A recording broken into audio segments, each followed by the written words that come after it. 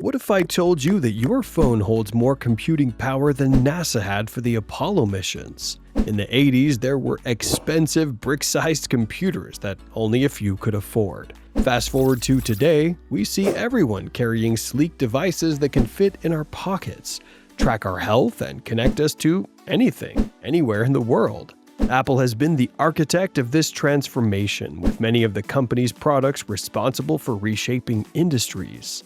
But how did Apple go from soldering circuit boards in a garage to fitting a supercomputer in your pocket? Let's find out.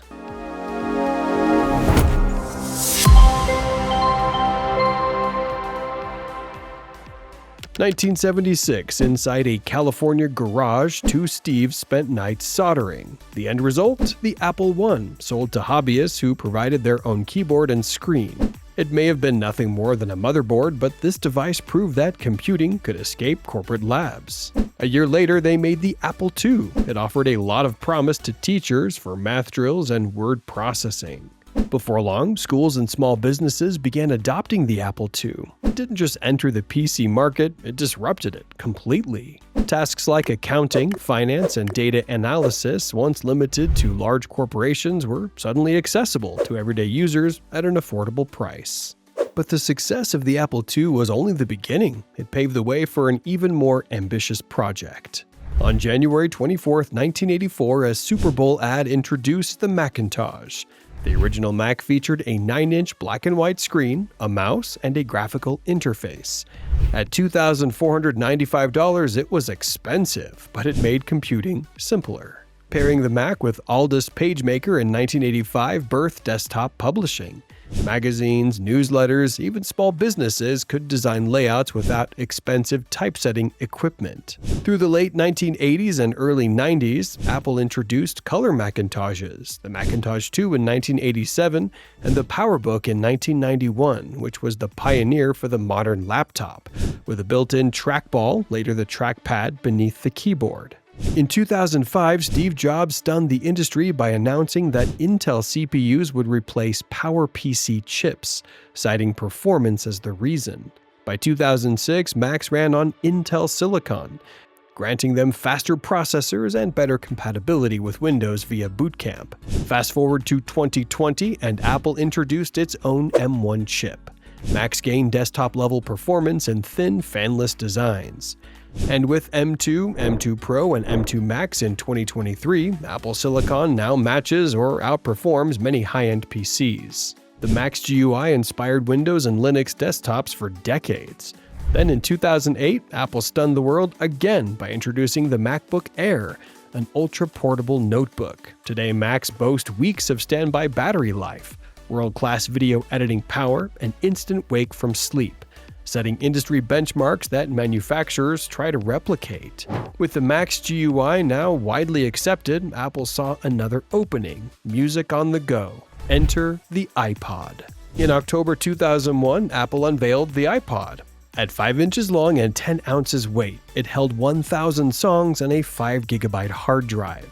This was revolutionary at a time when CDs and MP3 players consisted of playlists of a dozen tracks. By 2003, the iTunes Store launched, offering 99-cent downloads per song, seamlessly integrating with your iPod. iTunes gave users a legal and affordable way to buy music, and the entire recording industry pivoted.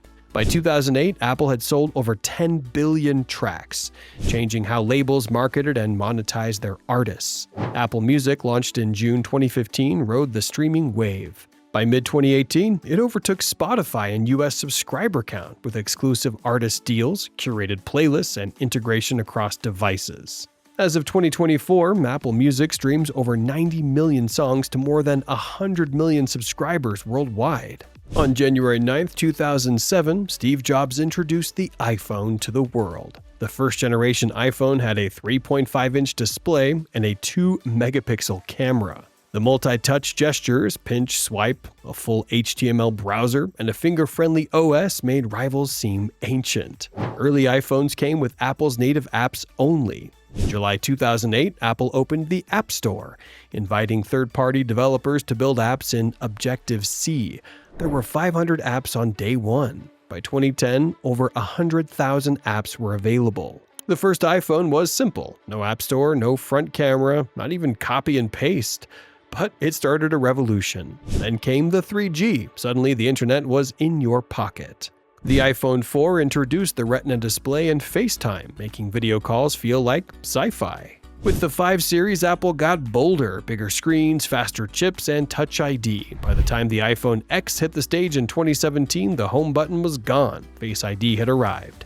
And the screen, it was all screen. From there, things accelerated. The iPhone 11 brought night mode. The 12 gave us 5G and MagSafe. The 14, emergency satellite texting in the middle of nowhere. And with the iPhone 15, even the sacred Lightning port was replaced by USB-C. Now we're entering a new chapter. The iPhone 16 boasts smarter chips and even smarter cameras. The buzz has already begun for the iPhone 17, expected in late 2025. While Apple hasn't confirmed anything yet, leaks hint at more aggressive AI integration, thinner bezels, a lighter build, and possibly a completely buttonless design. There's talk of next-gen battery tech, improved periscope zoom, and custom AI chips to enhance device intelligence. Stay tuned. The next iPhone could be the most futuristic one yet. Which of Apple's breakthroughs have blown you away so far? Hit like if you remember your first iPhone and share in the comments which feature you can't live without. Now on to the iPad. In January 2010, Steve Jobs took the stage and unveiled the iPad, a sleek device with a 9.7-inch display, powered by Apple's custom A4 chip, and priced at just $499. Critics mocked it as nothing more than a giant iPhone. But the public saw something else. Almost overnight, the iPad became a bestseller. Classrooms worldwide adopted iPads for interactive textbooks, digital art, and coding apps. The ease with which iPads accelerated digital learning trends made them a go-to device even before the pandemic. With Procreate, LumaFusion, and Apple's mobile suite, artists, editors, and designers embraced the iPad Pro as a portable studio.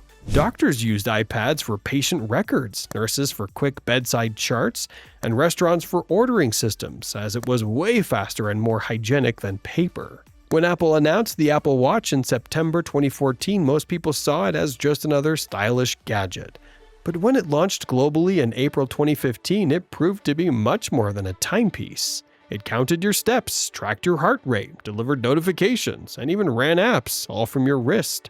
But then came the life-saving features: fall detection, crash detection, real-time alerts that automatically contact emergency services when you can't. 10 years earlier, the idea of a watch that could literally save your life sounded like science fiction. Today, it's strapped to millions of wrists, and it's real. With more than 500,000 apps generating $10 billion in developer payouts in 2022 alone, the App Store turned developers into global entrepreneurs overnight. iCloud eliminated USB drives and simplified workflows with cloud-based backups. By 2023, over 850 million users relied on iCloud for data storage. With just a tap of an iPhone or Apple Watch, Apple made wallets optional. Tap to Pay eliminated the need for physical cards and helped shift the world toward a contactless first culture, laying the foundation for the mobile wallet revolution across the globe. Once you buy an iPhone, you pay for iCloud storage, subscribe to Apple Music, and download apps from the App Store. This recurring revenue model now generates over $90 billion per year, shifting Apple away from one-time device sales. Now, thanks to Apple, people expect instant access to music, movies, games, and fitness classes from any device. So, what comes next? From circuit boards in a garage to AI on your wrist, Apple's product line has come a long way. And if history is any clue, it's only getting started. Released in 2024, the Apple Vision Pro mixes augmented reality and virtual reality with spatial computing. Its eye tracking, hand gestures, and mixed reality apps hint at a future where our screens can literally surround us instead of laying flat in our hands. It's Apple's biggest gamble since the iPhone, aiming to redefine work, entertainment, and communication all over again. With on-device AI features and iOS 18 live text improvements, Siri enhancements, Apple Intelligence, Apple is designing specialized AI accelerators for upcoming chips. Users can expect predictive keyboards, smarter photography, and proactive health recommendations. Think about where you were when you first held an iPhone. These aren't just gadgets, they're portals to new ways of living. So, which milestones changed your world? Drop a comment and let's keep the conversation going. If you enjoyed the video, smash the like button, subscribe for more stories on tech's biggest players, and check out our playlist to get a glimpse into the innovations that shaped our world. Thanks for watching, and we'll see you in the next video.